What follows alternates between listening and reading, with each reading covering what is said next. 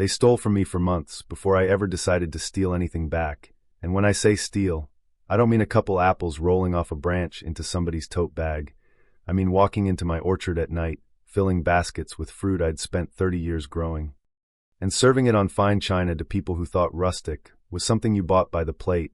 So yeah, I sent 40 pigs to a wedding reception. And if that sounds insane, trust me, it sounded insane to me too, it just sounded right at the time. My name's Daniel Mercer.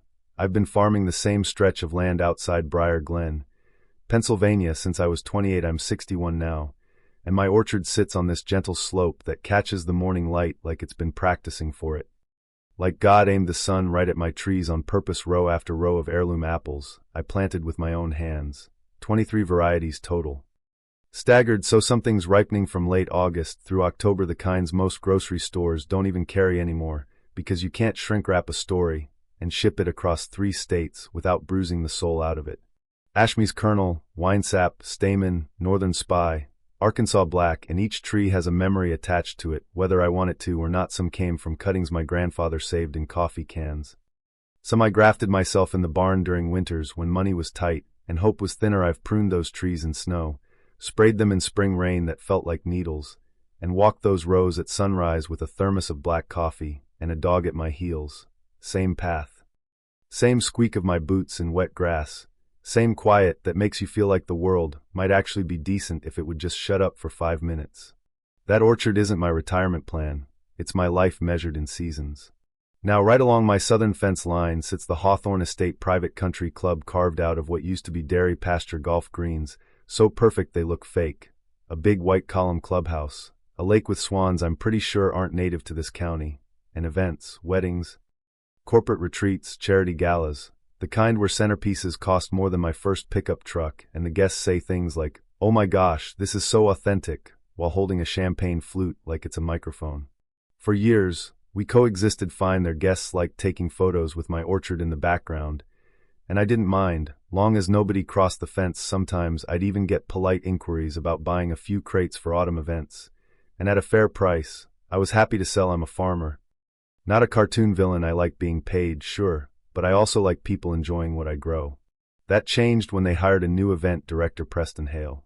Preston was city through and through, tailored jackets, expensive boots that had never met mud, that easy confidence you get when you've never had to wake up at 3 a.m. because the temperature dropped and you're doing math in your head like, how much money just froze on the branch. He introduced himself one afternoon last spring, leaning on my fence like we were old friends. "Daniel, right?" he said, flashing that polished smile. "I've been meaning to talk to you. Your orchard is exactly the kind of authentic farm-to-table experience our clients are craving." I remember wiping my hands on my jeans and going, "Authentic, how that's usually code for expensive."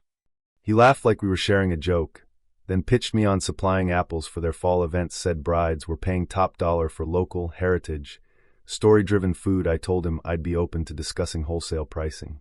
Then he offered me $2 a bushel. 2. I actually blinked, like maybe my ears needed a reboot. "I thought you said 2, I told him. He nodded, smooth as butter. "Volume pricing, we give you exposure, Daniel. Feature your farm on the menu cards. Could be huge for you." Now I sell those apples retail at 15 a bushel at the farmer's market, sometimes more for the rare varieties. So I said, "That's not exposure, Preston. That's insulting." He shrugged, still smiling. "We can source from distributors if needed, but I prefer to keep it local." I looked at him for a long moment and said, "Local doesn't mean desperate." That's when his smile thinned, not gone, just sharpened, like he'd tucked the friendliness back in his pocket and replaced it with something that had edges. "Think about it," he said, and walked back toward his pristine clubhouse. I didn't think about it long. A week later, I started noticing fruit missing near the south fence. At first, it was small stuff. Few apples gone from lower branches. I figured teenagers cutting through at night, or deer. Happens every season. You grumble, you move on. Then entire limbs started looking stripped clean, deliberate. I've been farming too long not to know the difference between wildlife and human hands. Deer don't pick the best fruit at peak color and carry it away in neat little patterns like they're running inventory. So I set up trail cameras along the fence line, didn't tell anyone, not even my neighbor Earl. Earl's a good man, but he's the kind of guy who treats secrets like coupons, can't wait to share him. 3 nights later, I poured myself a glass of bourbon, sat at my kitchen table, and scrolled through footage. There they were, Preston in a dark jacket, and two catering staff in black polos climbing through a section of fence they'd clearly loosened ahead of time, moving with purpose. Flashlights low, quick hands picking from my best tree's Honeycrisps, Arkansas blacks, the ones that take time, patience. And a whole lot of praying the weather doesn't turn on you. They filled plastic crates, passed them over the fence, loaded them into a van with the Hawthorne Estate logo on the side. They weren't sneaking snacks. They were harvesting. I won't lie, my hands shook not from fear. From something hotter I've had storms tear through and take half a crop. I've had insects and blight and late freezes that felt like the world kicking you while you're down, that's farming you swallow it and keep moving. But this was someone deciding my work didn't deserve respect. Next morning, I drove straight to the estate, walked into their marble floor lobby in my work boots, smelling like fertilizer and sun, and Preston was in there reviewing floral samples with a bride and her mother like he was directing a Broadway show. He looked annoyed to see me. But he excused himself and led me into a side hallway. "I have you on camera," I said, and played the footage right there on my phone. He watched it, expression barely changing, and when it ended he sighed like I'd shown him a parking ticket. "Daniel, we're neighbors. Sometimes surplus produce gets shared. It's not like you're using every apple." "Surplus?" I said quietly. "You stripped 3 trees." He adjusted his cufflinks, all calm. "Consider it a preview of our partnership. Which, by the way, I'm still willing to offer $2 a bushel ongoing contract." I stared at him like he'd just asked me to thank him for spitting in my coffee. "You owe me for what you've already taken," I said. He smiled again, but there was no warmth in it. "If you want to make a legal issue out of neighbors sharing abundance, that's your choice, but litigation can get expensive for everyone." And there was not just theft, intimidation. I told him he had 1 week to pay fair market value for what he'd taken, or I'd file a police report and hand over the footage. He didn't respond, and the picking didn't stop. If anything, it got worse. By peak wedding season, it felt like they were running a second shift in my orchard. Crates disappeared overnight.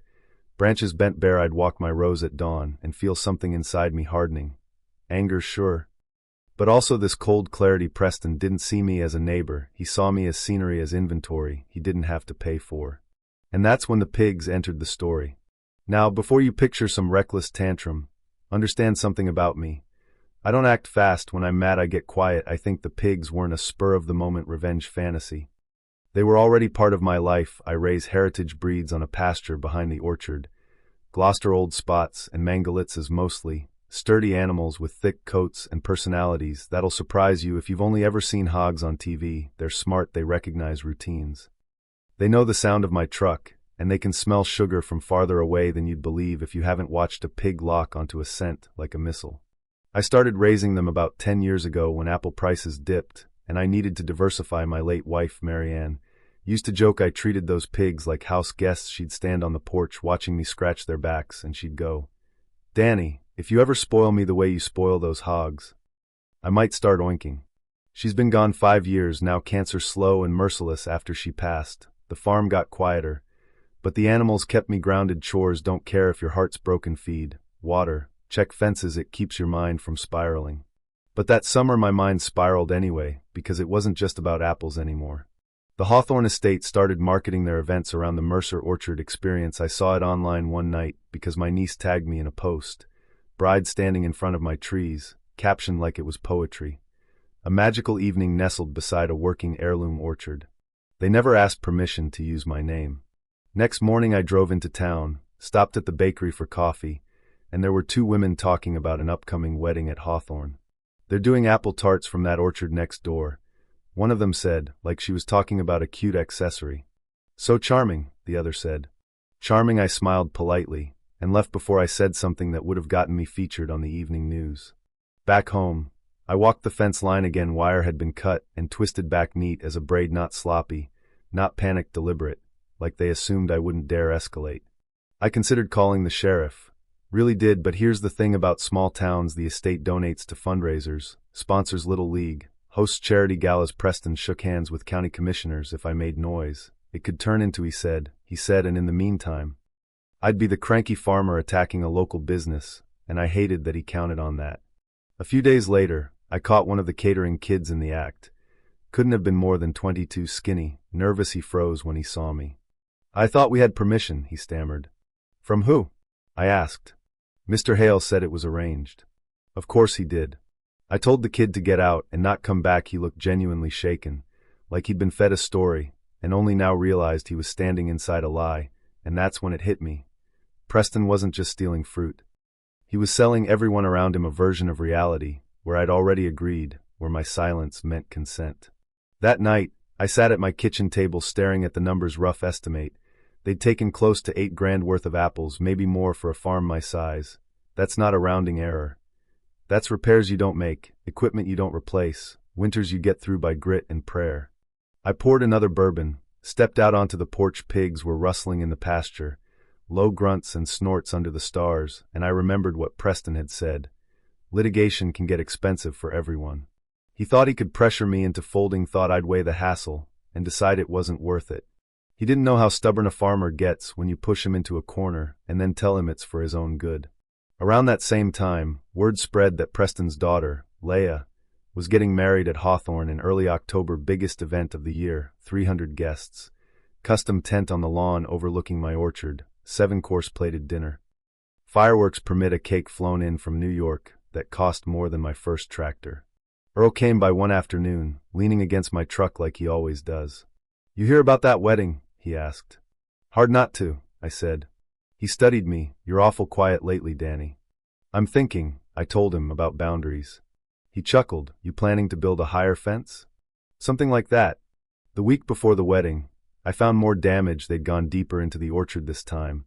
Not just along the fence, whole crates missing from the storage shed, which meant somebody had taken a key or picked the lock. That was the moment it stopped feeling like a business dispute. It felt personal.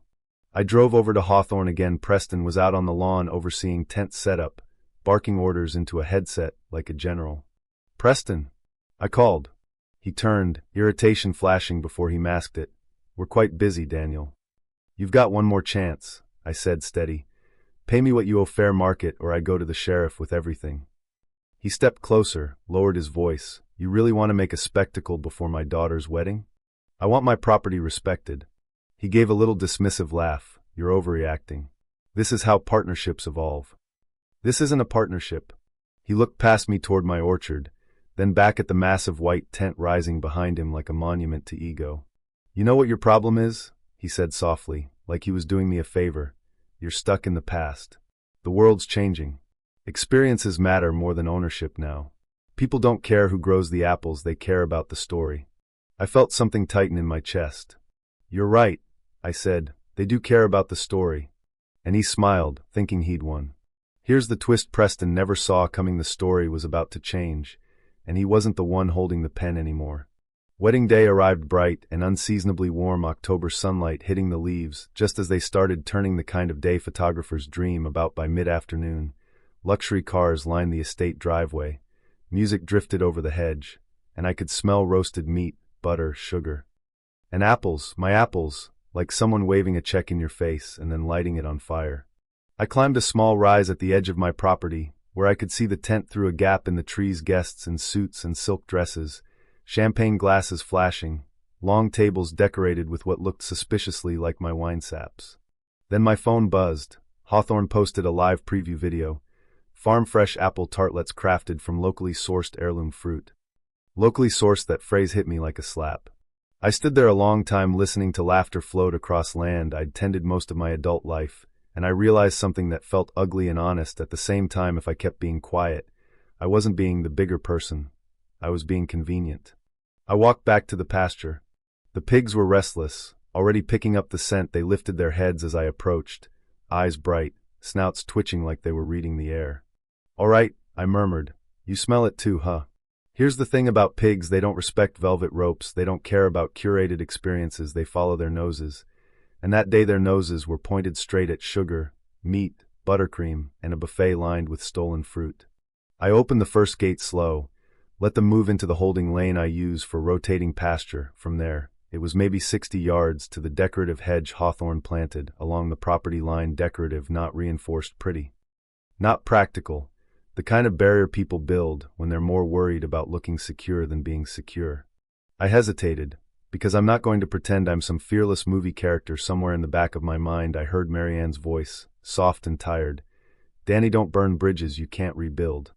But then I pictured Preston in that hallway calling my harvest surplus, pictured my wife standing in the orchard years ago, proud of what we'd built, and I decided some bridges deserved to burn, not out of cruelty, out of necessity, because sometimes the only way to stop a man like that is to show him the world doesn't bend just because he's used to pushing.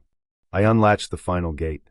For a second, nothing happened. The pigs blinked at me like, "Are you sure about this, boss?"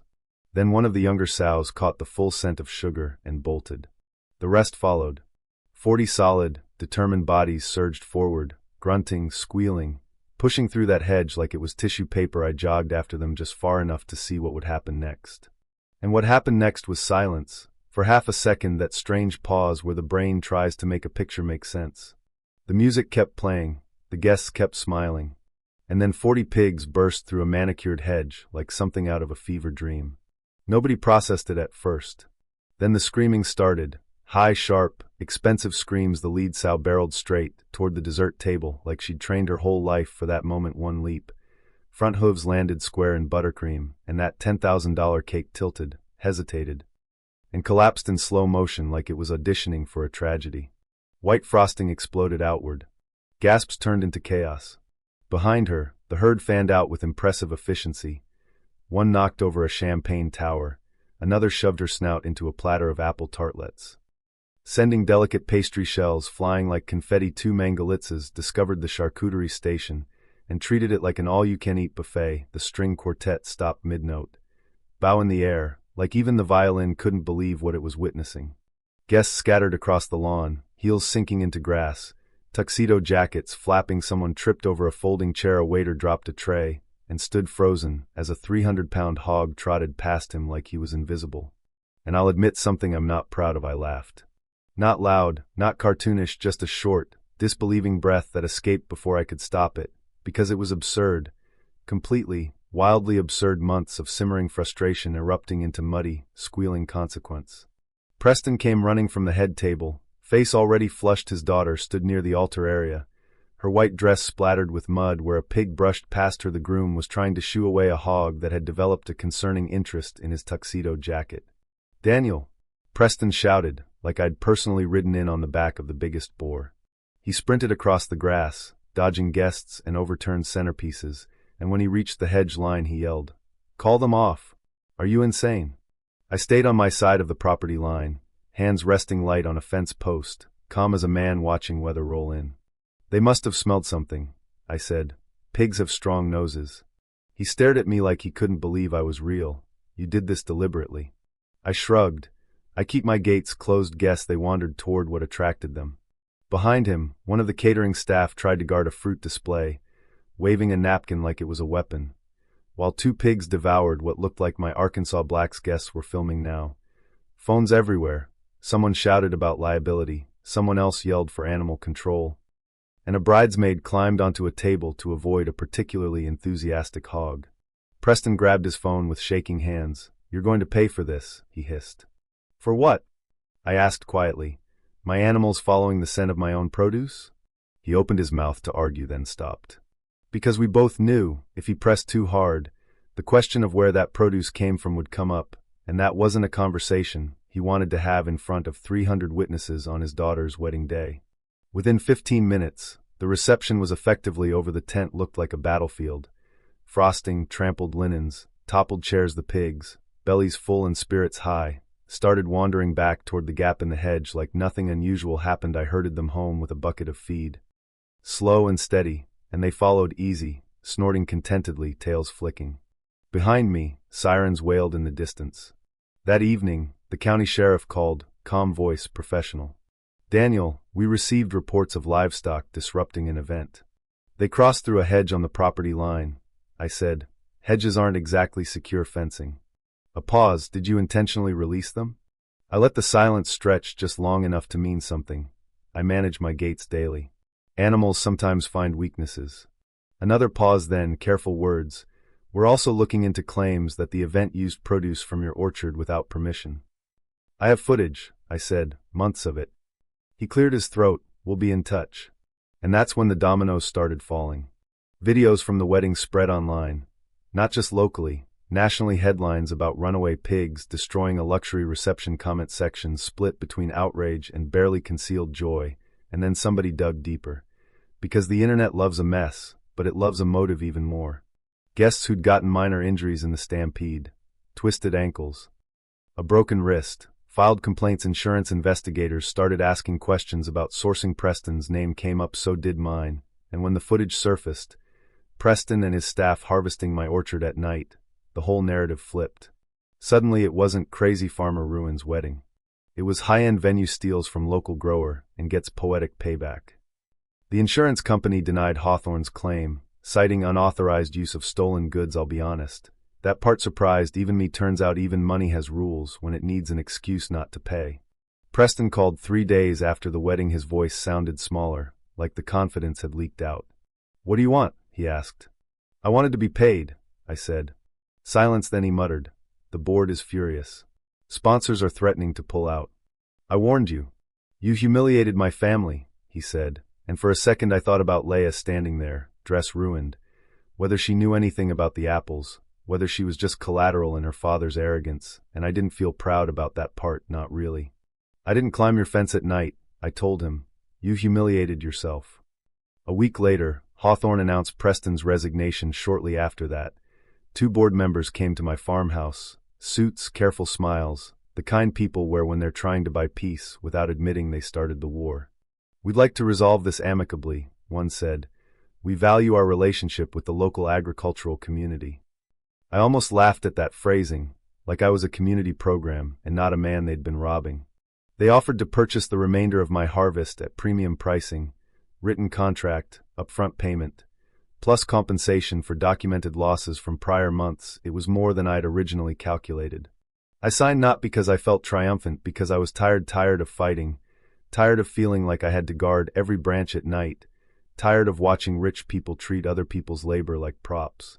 The orchard returned to its rhythm, sunrise walks, pruning schedules, quiet, but something in me had shifted. For a long time, I believed being the bigger person meant absorbing disrespect quietly, that if you worked hard enough and stayed honest, the world would eventually recognize it. What I learned, late, and a little bitter, is that some people mistake quiet for weakness, and when they do, they don't stop on their own. They stop when the cost finally shows up at their doorstep, muddy and squealing. Now, I'm not saying what I did was noble. It wasn't. It was messy. It risked collateral damage, and sometimes late at night, I still wonder if I could have handled it differently. Gone straight to court from the start, spared a bride her muddy wedding photos, but then I remember standing in that hallway, hearing my life's work called surplus, and I remember the look on Preston's face when consequences finally arrived, and I can't pretend I regret everything. These days, the hedge along the property line is gone, replaced with reinforced fencing. Hawthorne sources produced through formal contracts. My pigs are still in the pasture, little heavier, little wiser, and sometimes guests at the estate ask about the legend of the pigs. Because of course Hawthorne found a way to turn it into marketing, the farm next door with a mind of its own, like it's quirky and charming instead of what it really was, a warning sign. I don't correct them, I just keep my gates maintained. So here's the question I'll leave you with. Was I justified, or did I let pride push me too far? If someone takes from you, lies about it, and leans on their influence to silence you, how far is too far? When you finally push back, where's the line between justice and revenge? And who gets to draw it when the people with the money also control the story? Drop a comment and tell me what you think. Was this justice, revenge, or something in between? And if you've ever dealt with a neighbor, a business, or a system that tried to make you feel small so you'd stay quiet, share your experience too. I want to hear it, because sometimes the only thing stronger than a polished narrative is 40 hungry pigs.